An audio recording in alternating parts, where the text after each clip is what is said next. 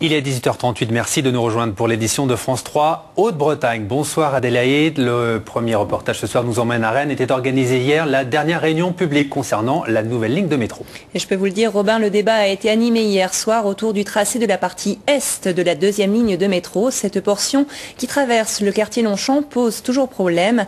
Après 6 mois de concertation, la mairie s'est heurtée aux contre-propositions des riverains. Gilles Raoul et Christophe Rousseau. Ils sont venus en nombre hier soir, les habitants des Longchamps et des quartiers aux alentours, pour défendre leur tracé. Pour cette seconde ligne, ils ne disent pas non, mais ils veulent le métro à leur façon. Dans leur scénario, ce dernier passerait au cœur du quartier, via un tunnel très profond, un tunnelier, et l'accès pédestre serait favorisé. Son avantage, réduire l'impact écologique, visuel et sonore. Son inconvénient, un coût supérieur à un tronçon aérien. L'aérien, ce dont ils ne veulent surtout pas.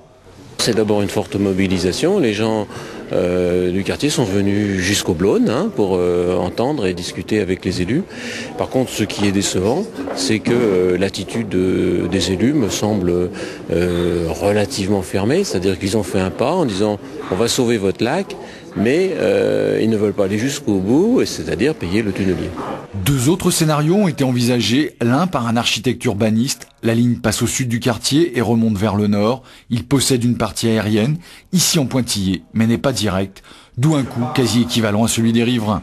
Le tracé de Rennes Métropole est lui encore plus aérien et direct vers les Champs Blancs. Son coût est donc de 45 à 65 millions d'euros moins cher. Le travail de concertation a permis déjà d'éliminer un certain nombre d'hypothèses et nous avons, nous, évolué sur les propositions que nous avons faites en cherchant d'autres solutions.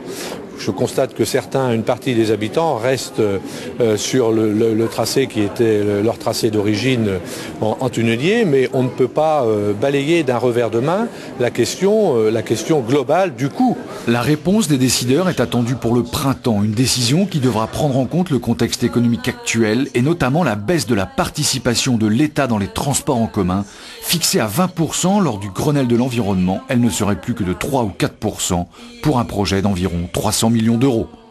Et petite précision, si le coût de cette portion est estimé à 300 millions d'euros, le projet global de la ligne B s'élève à 1 milliard d'euros.